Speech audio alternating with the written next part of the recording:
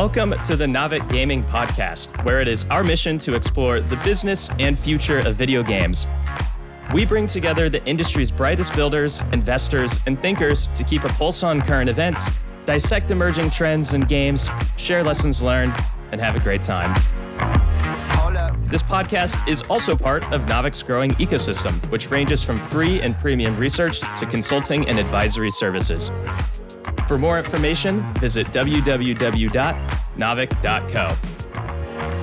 Now, let's jump into the episode. Hello, everybody, and welcome to the Naavik Gaming Podcast. I'm your host, Alexandra Takei, and this is the interview and insight segment. Today, we're taking a sojourn down memory lane to the origination of video games, board games. Tabletop has been experiencing a renaissance of sorts, partly spurred by the pandemic, mass media shows like Queen's Gambit, and of course, Critical Role, a TV web series that broadcasts on Twitch and YouTube starring professional voice actors playing Dungeons & Dragons. There have been financial transactions of note in the board game space. In December of 2021, Embracer led a strategic acquisition of Asmodee for $3 billion, a lead board gaming group that's responsible for a portfolio of over 970 games, many of which you guys in the audience have probably played, such as Catan, Pandemic, and Exploding Kittens. There are strategic questions for games that start digital, like Wordle and Witcher, that have gotten or in the process of getting physical counterparts. And so today we're going to be talking about board games, the similarities in design to video games, business models and distribution strategies in board games, and the broader strategy of franchising in AAA. In order to do so, I've brought on a longtime friend and mentor, Chung Hoffaker, the now current CEO and co-founder of Incredible Dream, and formerly an Emmy-winning EVP of League of Legends' Arcane series. Welcome to the pod, Jane. Hi, Alex. Thanks for having me. Woo. And how was the rest of your GDC? I know that we caught up and got some lunch. Did you go to any interesting talks, or sort of what was your GDC debrief? It was kind of weird for me because I don't think I actually spent much time at the convention itself. It was just a lot of meetings outside of it, a lot of dinners, repeat breakfasts and stuff like that. But it was just really fun, and man, the weather was crazy. I think oh my God. Day it was, yeah.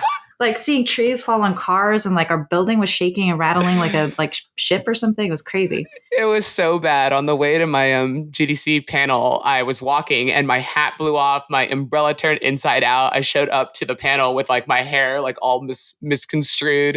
It was a wild weather, just to say the least. So, and also cold, very cold and wet, and yeah. Probably the worst weather I've seen at a convention, but yeah.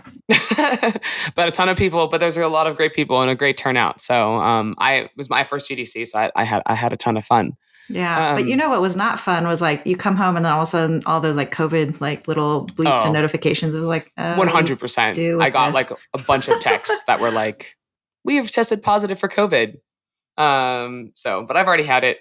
So I think I stayed protected, didn't get it again. So at least there was that. But Jane, so I know a lot about you and your history in video games, but I was wondering if maybe you could share a summary of your story and how you came to found Incredible Dream Studios. Yeah, awesome. Thank you. I spent most of my career was built up in the video game industry.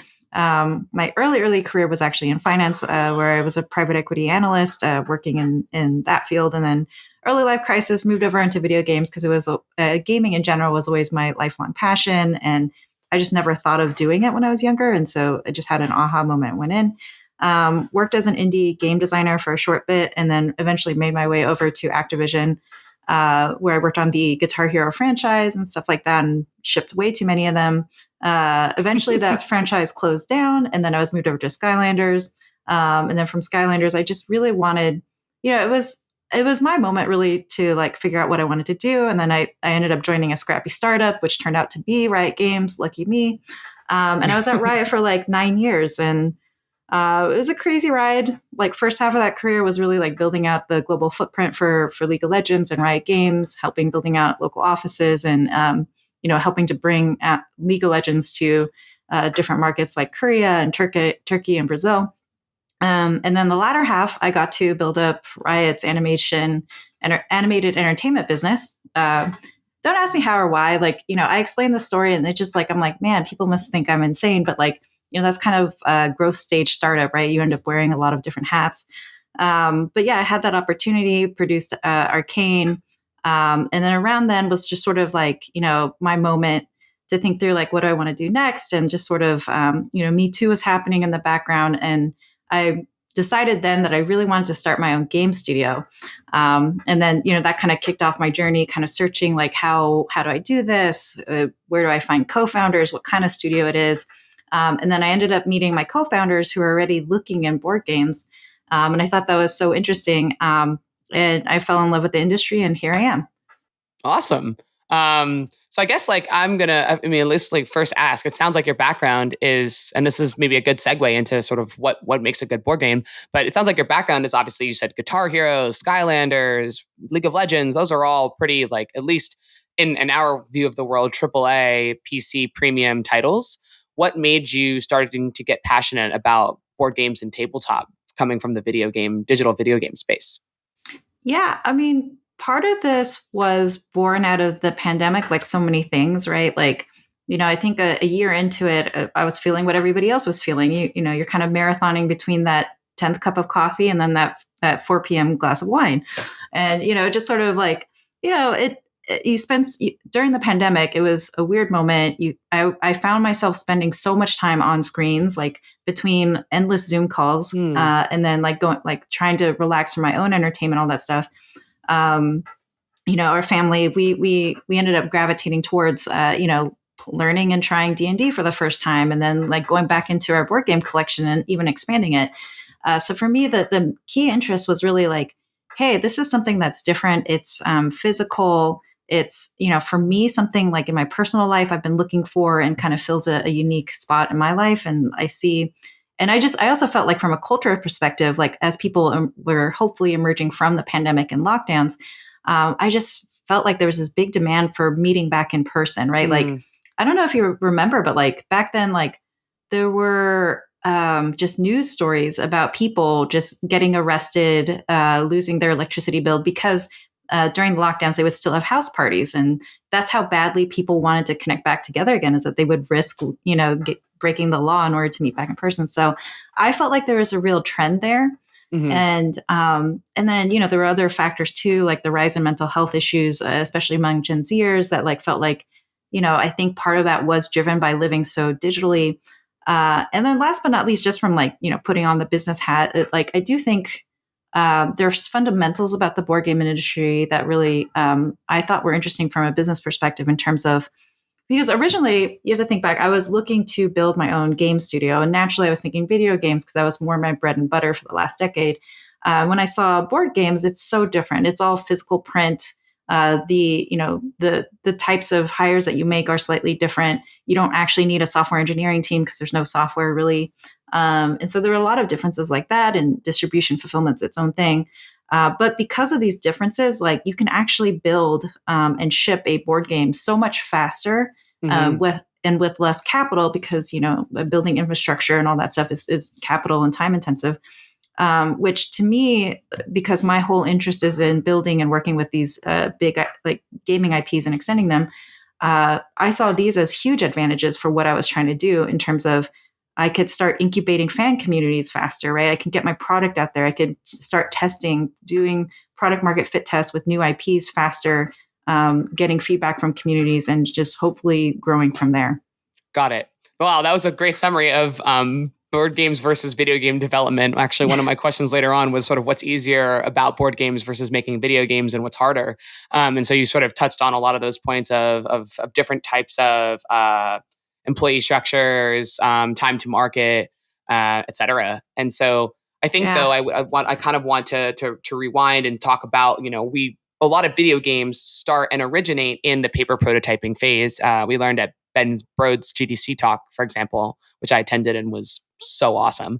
Marvel Snap spent a solid couple months in paper prototype only. And now obviously that's already natively a TCG. And so it's synchronistic with being tabletop in the first place. But, video game designers probably start in paper prototype all the time. I know that we had briefly touched upon this when we got lunch, but what's got to happen after you do a paper prototype to turn that formally into a board game? Because I think in the video game world, maybe like that would be your starting point, whereas in board games, you're already on the tabletop no matter what. Yeah, I think that's really insightful. with board games, what would happen after that sort of initial paper prototyping phase?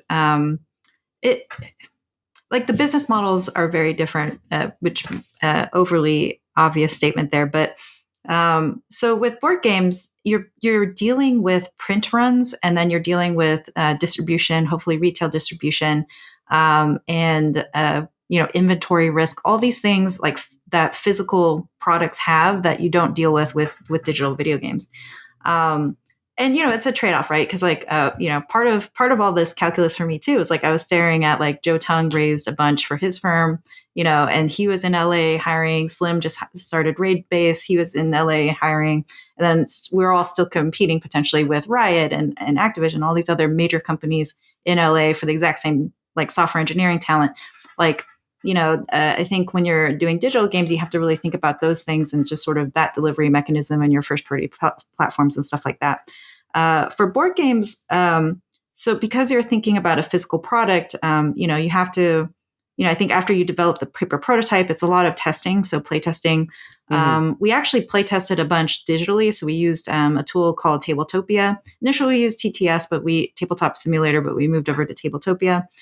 So we did a lot of testing digitally, which I don't know, maybe your listeners might find ironic. But yeah, I was about to say, I find it ironic. Yeah. I mean, it was also pandemic time. So it's like, trying to get people to meet in person to play test was like not happening. But we did also take the step of like, printing out a prototype early and then taking it to conventions and then testing in person as well, because I will tell you the amount of adjustments we had to make after taking it physical and testing that user experience out in person, it's just invaluable. And you kind of refine the physical product in that way, just through a ton of user testing feedback. And then after that, it's production, right? You're producing the art, you're working with the illustration team, you're working on the narrative, all the same things you would do on a video game, but you don't have that step of the software and figuring out the infrastructure and then waiting for the tools engineer to do that one thing so you can do that one change to this particular level, right? So in many ways, you can skip those steps and skip to just producing and testing, which is great and very freeing. And then after that, it just becomes a lot of graphic design and product design. Like you have to think about your product in 3D space. What does it look like on a shelf? These are skill sets that we used to do back in the Guitar Hero day when our games were in shelves like Best Buy or GameStop. I mean, I'm sure that people still buy games that in those ways, but like so much of it has shifted to digital that I feel like most of the industry doesn't think about it anymore.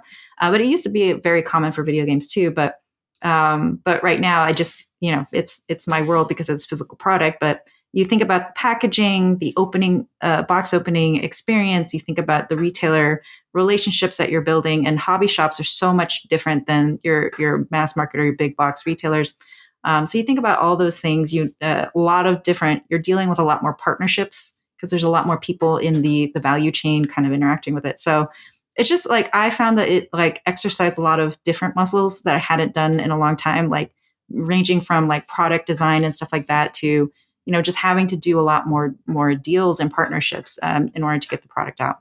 Yeah. Well, I mean, I totally forgot about the box opening process. I mean, even for card pack opening, you think about the magic of opening card packs. I guess it's, I forgot for board games. Yeah, it's how the box looks. It's how it looks on the shelf. What's alluring when you go into a small board game store on the side of a corner of a street in like San Francisco, and what makes you pick that up versus not pick up something else. And that's a totally different skill. And sounds like from the Guitar Hero days, you actually have a ton of experience building something that's more of like a hardware physical component side with married with the game. And so with Kinfire Chronicles and Incredible Dream Studios, just to rewind, Kinfire Chronicles, I believe, is your first co-op board game.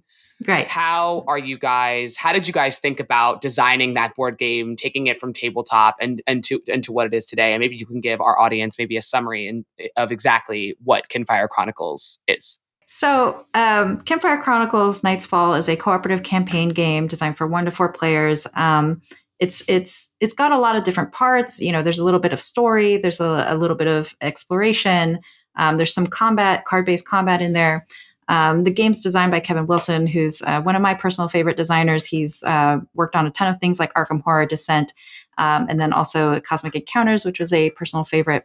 But yeah, I mean, like it's also our first original IP that we've developed as a studio. And we worked with Matt and Kuba, who were a creative pair that worked on The Witcher 3 together, as well as Cyberpunk.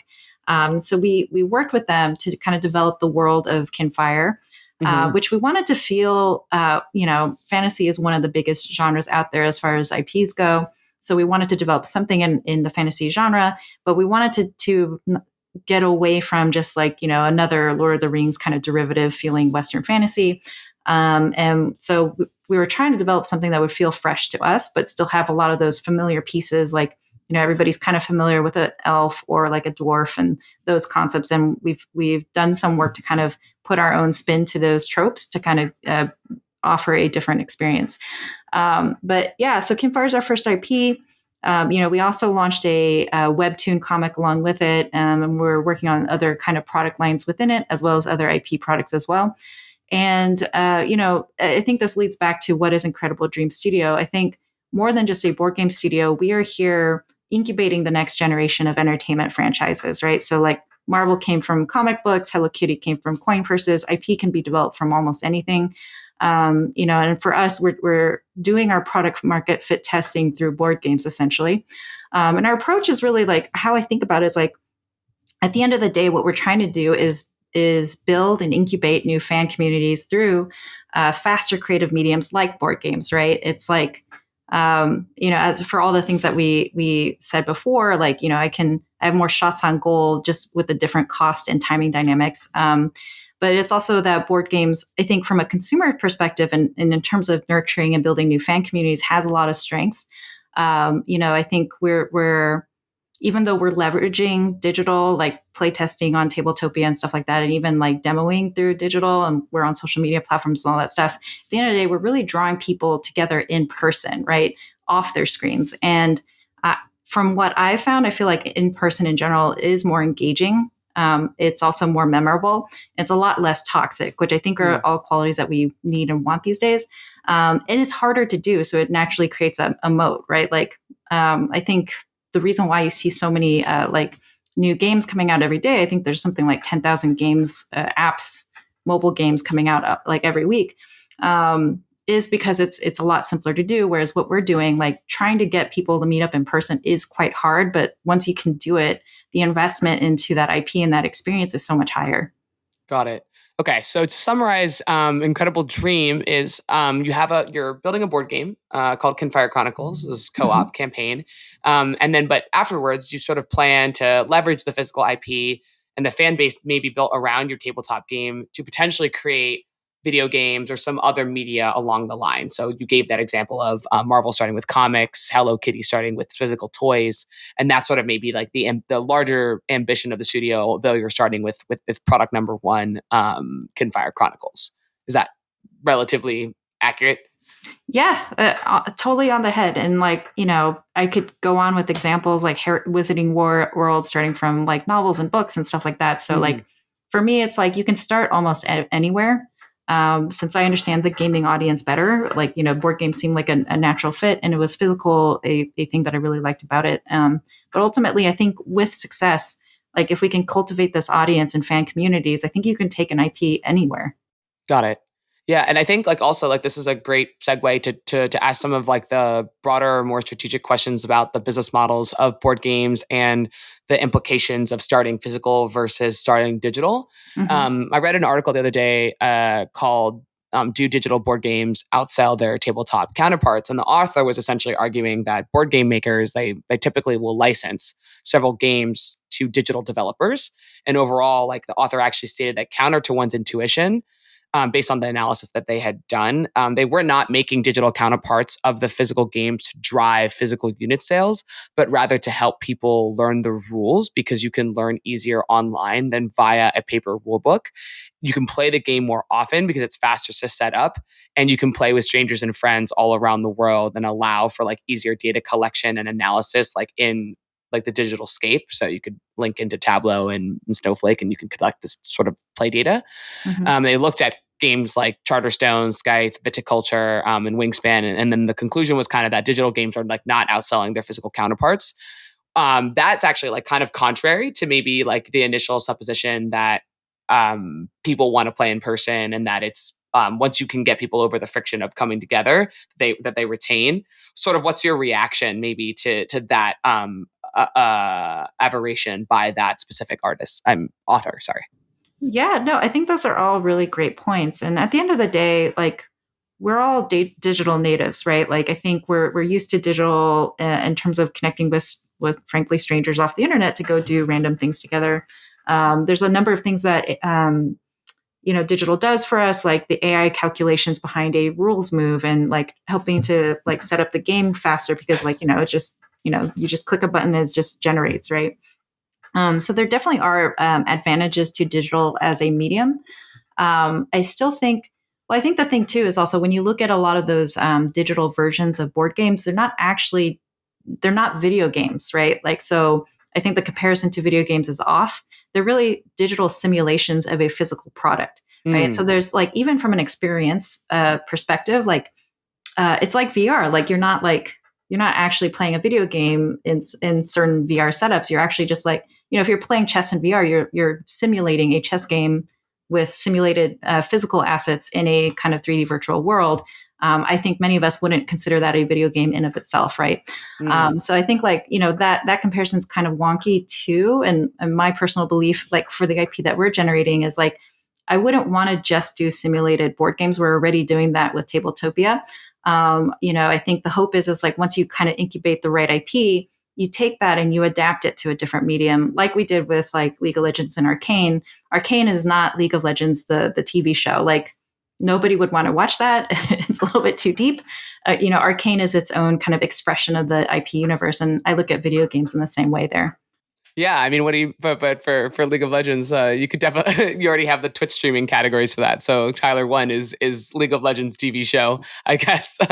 Yeah. But yeah, I think those two components, right? There's a distinctful of like, I'm recording you playing something versus taking something and ideating and making an entirely new creative medium out of it. And I think like that's actually a great distinction. I'm glad you brought that up between what is a video game and what's a full AI digital version of the board game, which is like where the AI knows the rules of the game. So like when you decide to attack a player, the computer knows. Yeah. Actually, I have so many fond memories of a non-AI digital version of Yu-Gi-Oh! It was called the Dueling Network. I don't know if you've ever come across this, but it was the greatest website ever.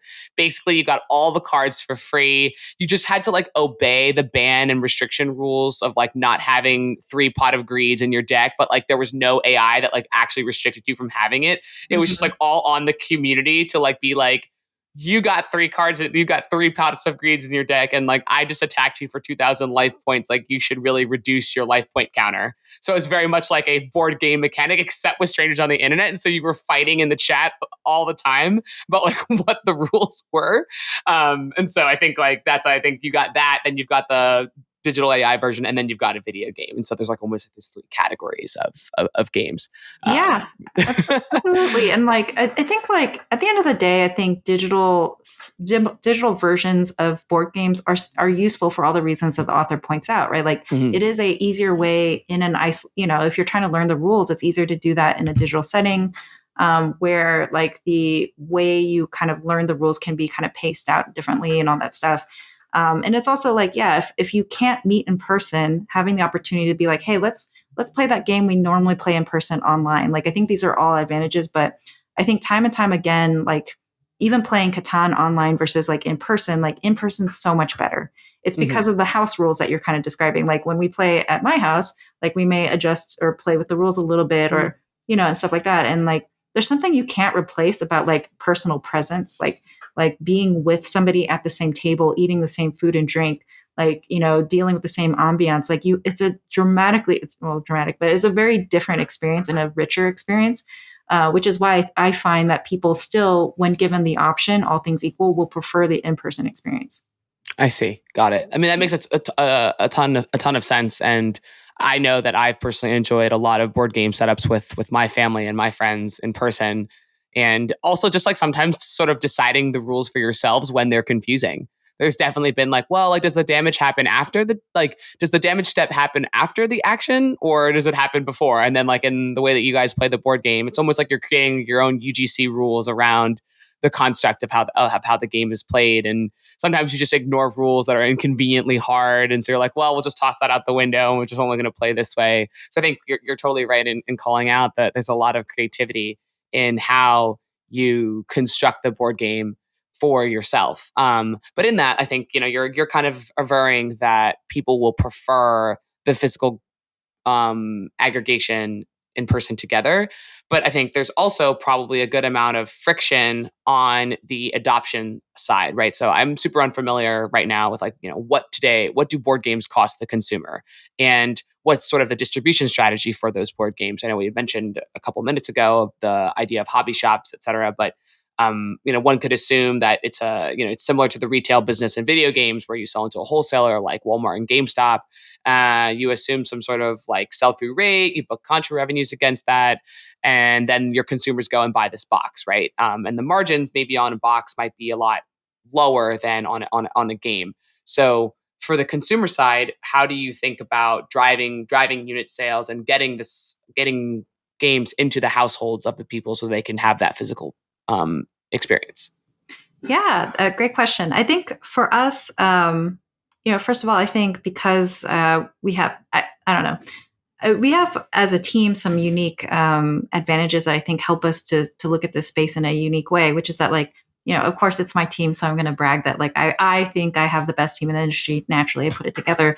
But we have a really unique executive team, all award-winning executives coming from places like Riot or Netflix or CD Projekt Red and places like that. So and we have an amazing network of advisors and personal networks and also investors that kind of give us opportunities. I think a lot of new board game companies starting out don't have the opportunity to kind of capitalize on. So, so much of a retail and physical business is about relationships and just sort of that kind of networking and, being interesting. I think to answer your question about how do we drive consumers to go and buy this, I think that's where having some added capital helps because we can be more strategic and think more bigger picture. We're not constantly trying to just min-max the immediate profit. We can think about things like, hey, at the end of the day, driving bigger reach towards our product is more relevant. And when you think about board games, the dynamics of board games versus video games, with video games, everybody's downloading a file onto the computer. A lot of the models are free to play, so not everyone's paying money necessarily. It's kind of similar with board games where if, let's say, the average table is four people at the table, only one of those people have bought that board game, and it's a lifetime purchase. It's, they can replay that as many times as they want, and they're not going to spend additional funds. But for that one person that bothered buying the board game, you have to kind of get into the psychology of why did they buy it? And what are they hoping to do? And what are they, they bought the game with the hope of playing with other friends, right?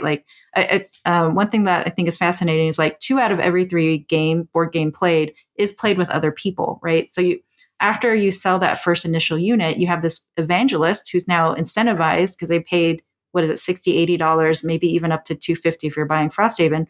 But they paid a lot of money investing in this product. And now they're going to go evangelize that because naturally they want to get some ROI out of it. They want to convince their friends to go play. So now you have this army of people that have invested into your experience that are going out there and convincing their friends to come over and invest in that experience too.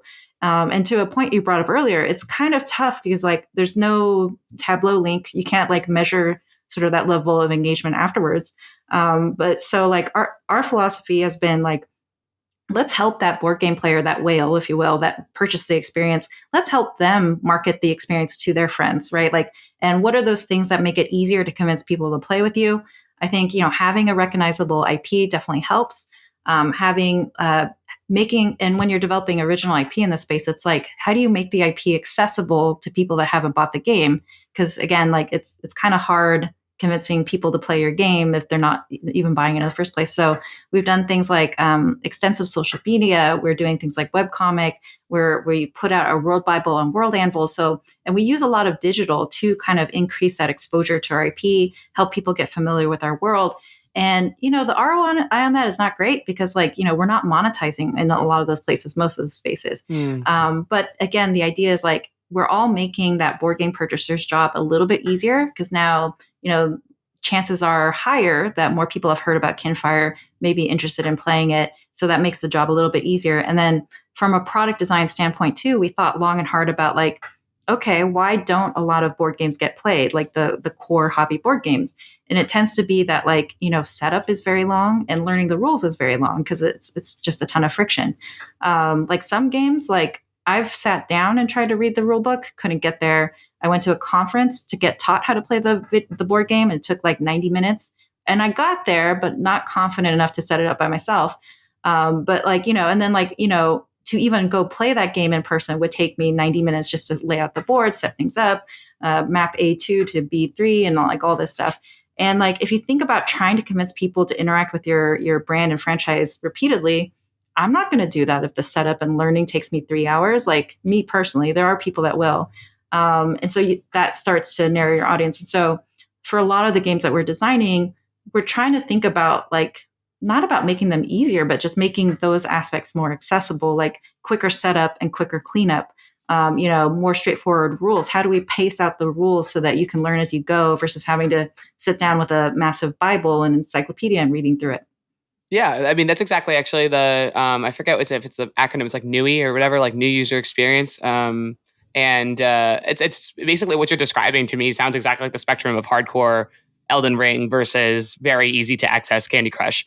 And so you're also dealing with that same dynamic where you've got a ton of hardcore board game players who are willing to drop like a million pieces and stack them all in a row and play this and learn this really complicated like fat rule book. And then you have the people that kind of just want to play apples to apples and think there's serving a board game. There's a board game probably for everybody in that range. And you guys seem like you're squarely kind of, you want to make that co-op campaign, but you want to sort of simplify it a little bit so it's not like overly burdensome on the consumer themselves. And I'm super glad that you mentioned actually using digital to reinforce physical.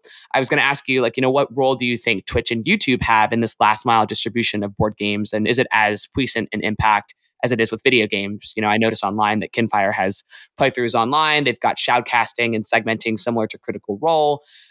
Is that, and obviously we know about how Valorant and Apex really heavily utilize Twitch as part of their marketing campaigns and distribution. Do you think that's the best core practice for board games? And do you think it applies to all board games or only maybe the D&D type, like that Critical Role has made popular? I think there's a big opportunity in terms of more board game streaming because I do think it's fascinating because, like, again, you're dealing with physicality. And I think for the streamer, what's interesting is like a lot more emphasis is on you versus the digital screen and kind of what the digital avatar is going through, which, I mean, maybe not for every like creator's wheelhouse or anything or things that they want, but I think it kind of presents a different kind of video content for viewers to watch even, right? Because you get to see a lot more of the creator, less of the like actual digital video game in that way. But yeah, I think like for YouTube and Twitch, I do believe there's a big opportunity for that, especially as many people try to learn how to play a board game by watching a video. There's actually a pretty large community of content creators just in the board game space who specialize in things like explainer videos and playthrough videos and reviews and stuff like that to help people learn. And I feel like I've seen kind of a big growth in this, especially through the pandemic, as both interest in purchasing board games had grown, but also like less people were able to make it out to their friendly local game store. Where like in the past, like a lot of that burden was on that sales rep at the game store who would kind of like a bartender, know what you like drinking and then kind of figure out like, okay, you're into like whiskey. Let me offer you some old fashions. And here's a nice one with a nice aged bourbon that we hand kind of like aged. And, it's just like, that's the kind of relationship you usually have with a game store owner. And I do see some of that coming back, and I see the digital stuff, the streaming staying. Because I think, again, we're all digital natives. We're used to having the access to this content. So I do think that more board game companies can go to digital. It's not a must yet. I think if you have strong retailer relationships with those hobby shops, it's not like a must, but yeah. Got it. And do you think that that is actually also an added dimension of a revenue driver for a potential revenue driver for board games? I know that you had mentioned that it's not necessarily like an ROI positive investment because you're driving people from the digital itself to the physical. So it's more basically like digital, that kind of like streaming or Twitch show is actually more of like a an acquisition cost, and then you're basically looking whether or not your CAC is offset by your LTV.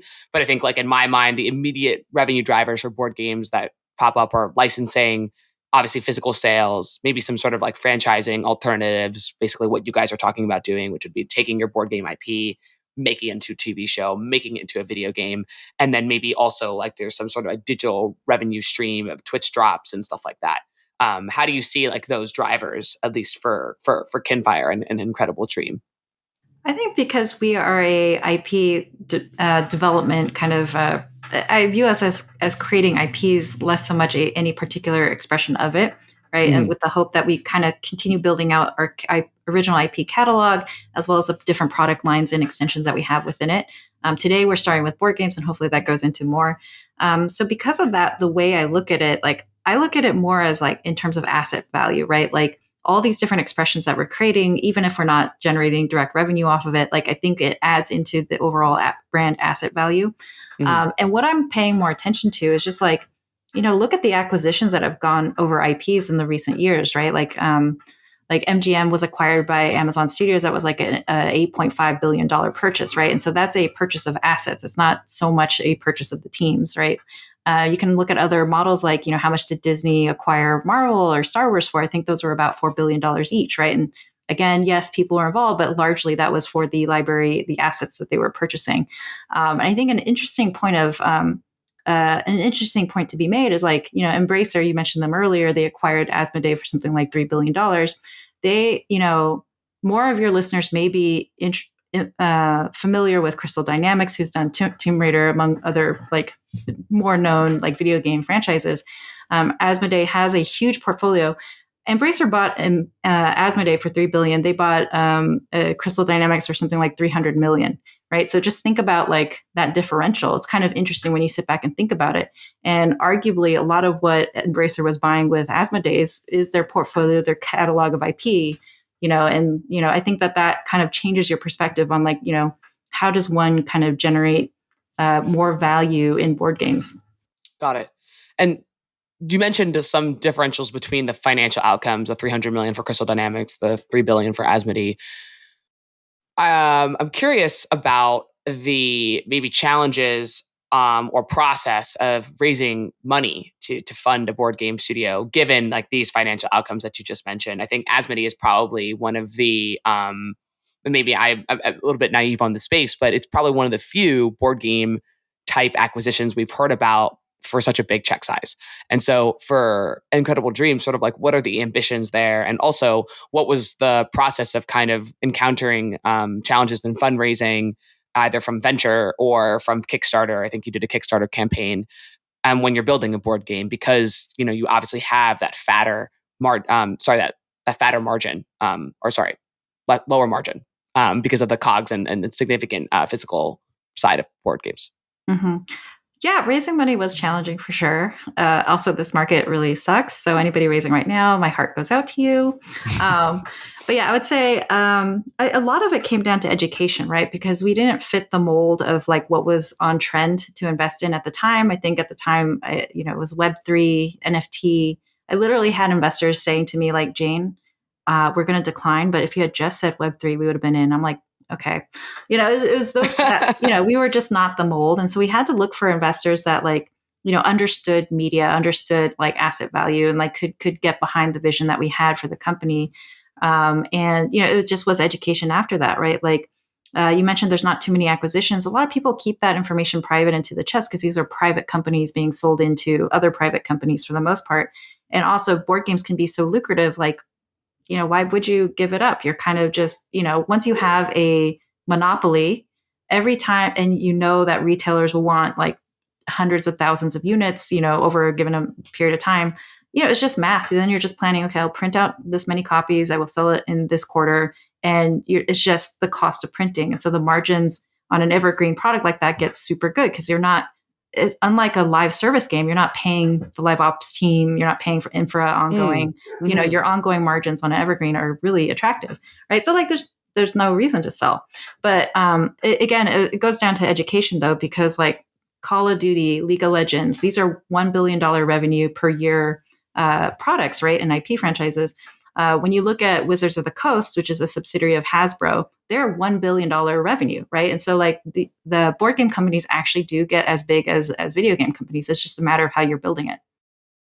Got it. I actually like that's really interesting. I've always been like kind of under the presumption that the margin is smaller. That the gross profit margin for board games had to be smaller just based on like my experience in the video game side for retail, which was always less than digital, just because of the COGS. But obviously across those two, the live ops teams are still the same, right? Whether or not you pick it up as a disc in GameStop or you download it directly from Battle.net, you still have the live ops team doing the servers and your entire server engineering team, and as you said, your tools guy, and so it's actually really interesting to hear your position on the evergreen franchising in board games being, oh yeah, you just print it and then you just sell it to a retailer, and obviously some retailers taking some sort of percentage cut, but it can actually be pretty lucrative.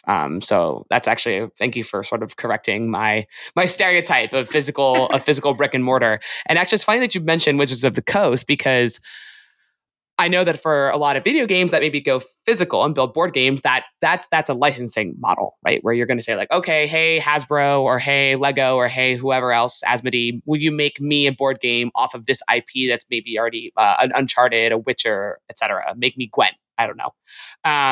And what are your thoughts kind of on the recent Wizards of the Coast, like sort of license OGL debacle? And so for the audience who doesn't know, a few months ago, the D&D publisher, which is Wizards of the Coast, tried to change its existing OGL, which stands for their Open Game License that was created in 2000. This is a public copyright that allowed tabletop role-playing game developers to modify, copy, and redistribute content designed for D&D games. And the changes would basically make the previous versions unauthorized and introduce rules that for anyone earning money from the games that they used the OGL for would need to report those earnings back to Wizard. And so this caused a massive kerfuffle. Wizards basically retracted their changes and said that they'd work with the community to come up with something better. And I'm not up to date exactly on what they've decided, but one could suppose that the decision was made under the context of shows like Critical Role and Stranger Things, exhorting a surge in popularity for D&D, and Wizards probably being a little butthurt about missing out on licensing revenues that they could have been accretive to their bottom line. Since you're a board game expert, sort of like what's happening here, and do you see this as a potential problem maybe Incredible Dream might have to tango with? Oh, spicy question. Super spicy. Yeah, and I will admit to you and your audience, like I'm going to take a generous view on this because I feel like I can see sort of maybe the decisions that Wizards might have been up against, and again, it's all speculation. Like this is observation, speculation, and taking a generous view on Wizards of the Coast and what they were trying to do. But yeah, at the end of the day, I think when you own an IP asset, I think you have to be very thoughtful about how you are protecting that asset. There's whole businesses that go into, there's agencies that for any given product will just scour Amazon, making sure that they catch any fraudulent product versions of yours and then request takedowns. And, it may seem like, why are you squabbling over like this random person in some other part of the world making a quick buck off of your product? For major IP, they have to take that stuff seriously because, if you're trying to sell like a League of Legends plushie, for example, and somebody else on that's official and licensed, and then somebody else is online, so like trying to hawk the same thing or similar thing for like 1/10 of your costs, and like it's putting pressure on your products down. It's also, when you try to license that IP to someone else, they see that other people are hawking it, so they're not willing to pay as much for that same license and stuff like that. So like that's not to say that that's what was happening to Wizards of the Coast, but like I think in general, when you're managing an IP asset, you have to be very thoughtful about those aspects of it and pay attention to those things because it is the value of your asset, the desire of people to want to use it, the desire of people to want to buy it. And so you have to manage and curate that over time. So I think with Wizards, what was probably happening is like, I think they're doing fine on a revenue and profits thing. I don't think like my generous view on them is like I don't think that they were really necessarily trying to squeeze every last dime over the community members that were making money off of the Wizards properties. I think more or less it was because they had greater ambitions with the franchises that they're working on, as evidenced by the wonderful movie that came out. Really enjoyed it, and I think it. I can only imagine that having those conversations with Hollywood studios or other potential licensees, it gets tough to kind of justify a bigger like license for it because there's so many other creators out there building off of your IP that is sort of like, okay, well, what story am I going to tell that someone over there isn't already telling and publishing on YouTube, right? So it can be a little bit of a conundrum. And, I think some of the reasons that they had cited in their posts to the community was just reasons around like, there are some bad actors out there where if you freely give out your IP, they will do things that you don't want them to do with it. And, how do you protect the community from those bad actors and the content that gets put out that way? So I think there are a lot of good for the community reasons for Wizards to want to try and do this. Cause again, by being able to license to bigger studios and stuff like that, they can bring out these bigger, more cooler, like audience experiences for the community, which I think we all want. But it feels bad for the people that were affected by the OGL, so I think it's tricky. And in my personal view, I think the OGL was a factor in Wizards' early success. I think that Wizard did a lot of things that was very community centric, like organizing play groups for Magic and stuff like that, that a lot of other publishers weren't doing, but it was that early commitment and dedication to community that helped them grow and got a lot of people bought into them. So, I think it's hard. They're kind of in a weird spot in their growth, and that trade-off was hard. I think implications for Incredible Dream, it's like, we're still trying to figure out the right balance, right? Like I looked at a lot at what Wizards was doing and trying to figure out what is the right call here, because I appreciate the ability of communities to build their own content over it, like to feel ownership within the IP and really want to engage in it that way. You really want to unlock that as a young IP.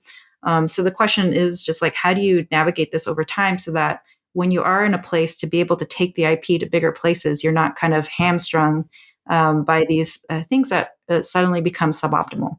I see. Yeah, it's definitely a tricky kind of tightrope to straddle, because I think obviously the beauty of D&D is the collectivism and the UGC component of making up your own rules.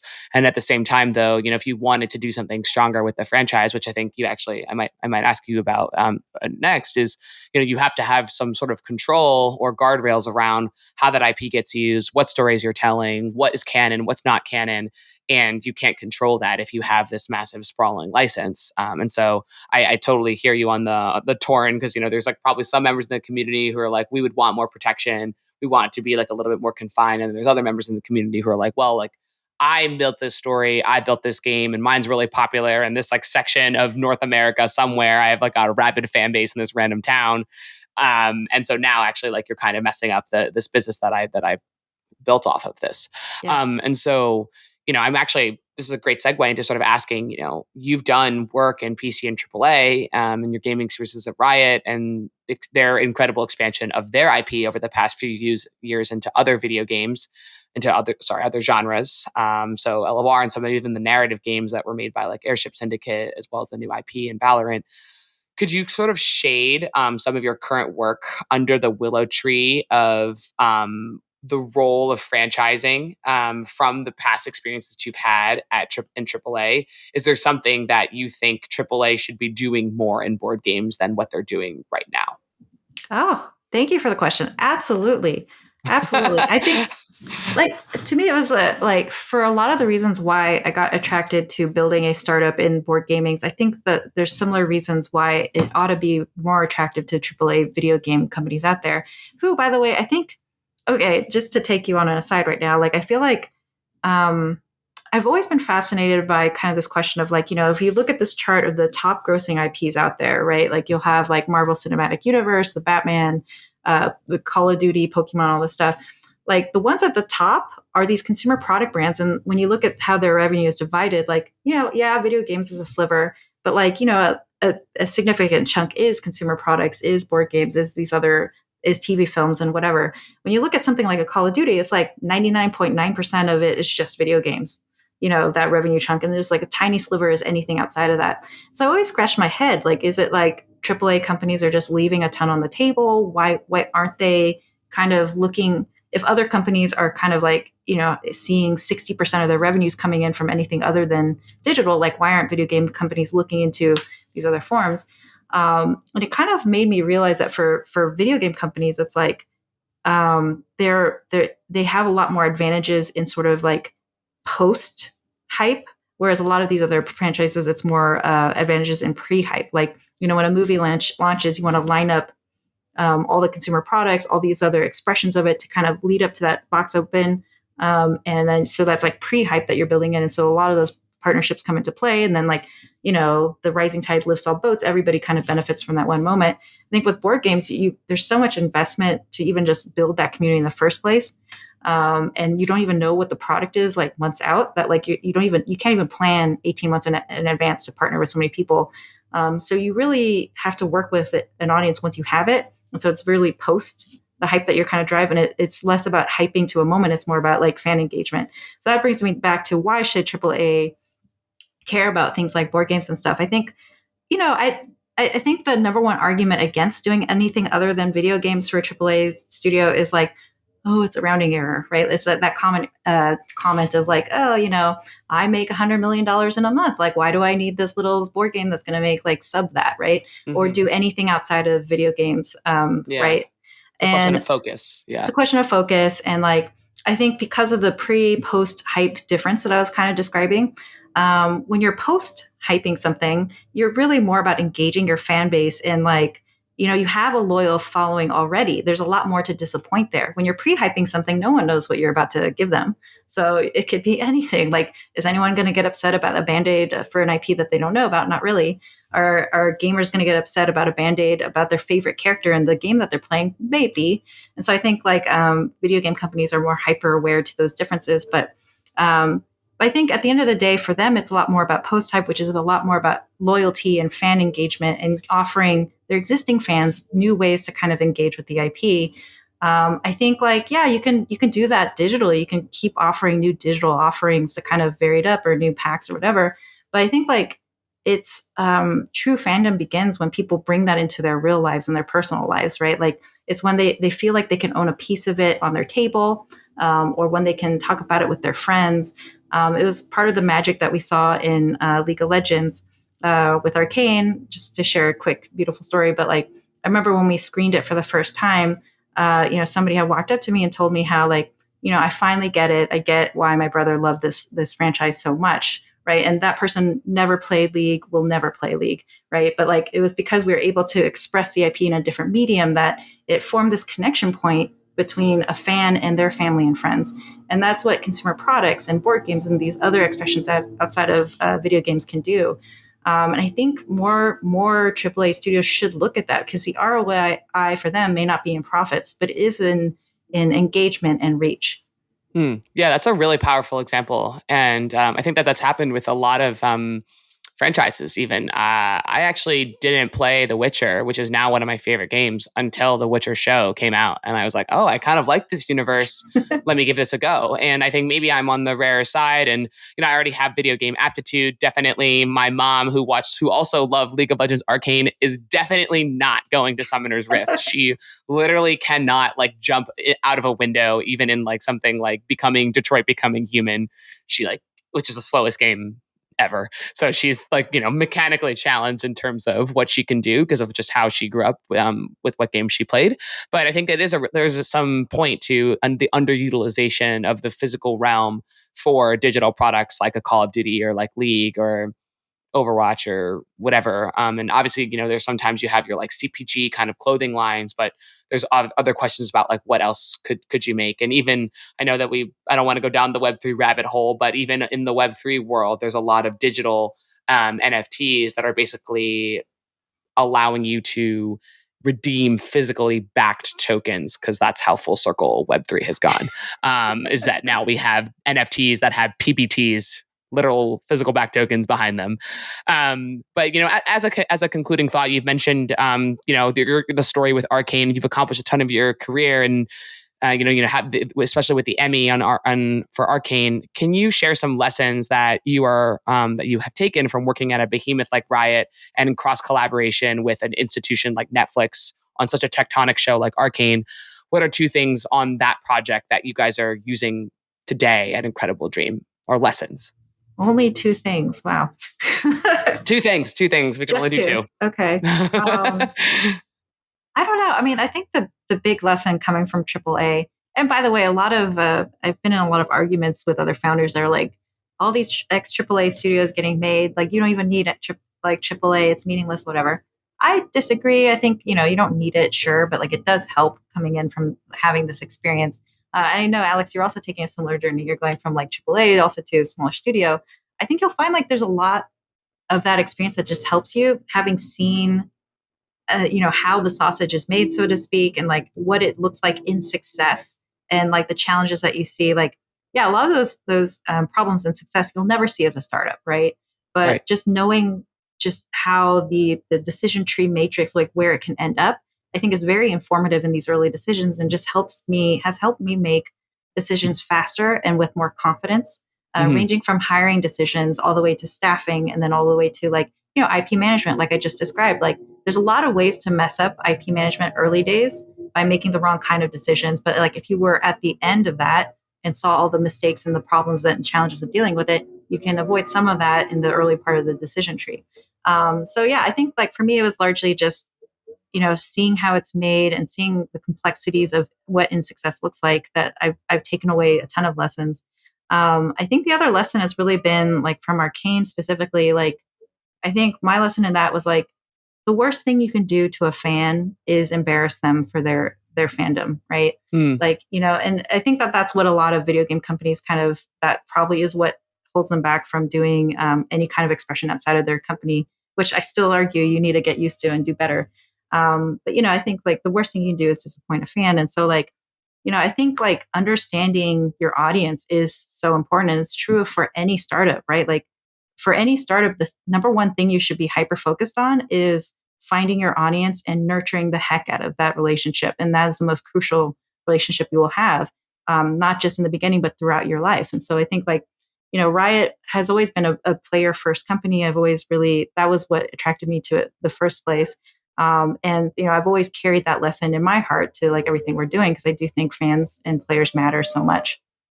Awesome. Yeah. Thank you for those insights. I think those are incredibly valuable. And I love the idea of like the biggest thing, your biggest mistake could be disappointing a fan. And how do you build that first like 100 customers, that golden cohort and that relationship?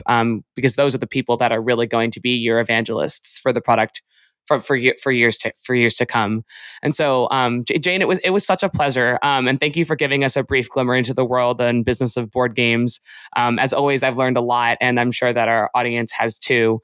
If there are folks in the audience that are interested in Incredible Dream, how can they get in touch with you in your studio? Yeah, sure. Just go to kinfirechronicles.com to check out the game. We have a pre-order discount happening now that's going to expire in like a week or so. But the game's coming out in August, so you can pre-order anytime or just buy direct once it's out as well. You can also hopefully go to your local game store and find us, or just ask about us too. That would be much appreciated. And then to find out about the studio is just incredibledream.com, or just find me on LinkedIn. Maybe I shouldn't offer that, but yeah, find me on LinkedIn. Always happy to help if I can. Awesome. Okay. And on that note, we'll be concluding. Big thank you again, Jane, for coming. Thanks to our listeners. I'll be back in 2 weeks. Until next time, friends, and feel free to hit me up at alexandra@naavik.co. If you have any questions, comments, or concerns, would love to hear your feedback. And with that, au revoir. See you next time. If you enjoyed today's episode, whether on YouTube or your favorite podcast app, make sure to like, subscribe, comment, or give a 5-star review. And if you want to reach out or provide feedback, shoot us a note at podcast@naavik.co, or find us on Twitter and LinkedIn. Plus, if you want to learn more about what Naavik has to offer, make sure to check out our website, www.naavik.co. There, you can sign up for the #1 games industry newsletter, Naavik Digest, level up your insights with our premium research platform, Naavik Pro, or contact us to learn about our wide-ranging consulting and advisory services. Again, that is www.naavik.co. Thanks for listening, and we'll catch you in the next episode.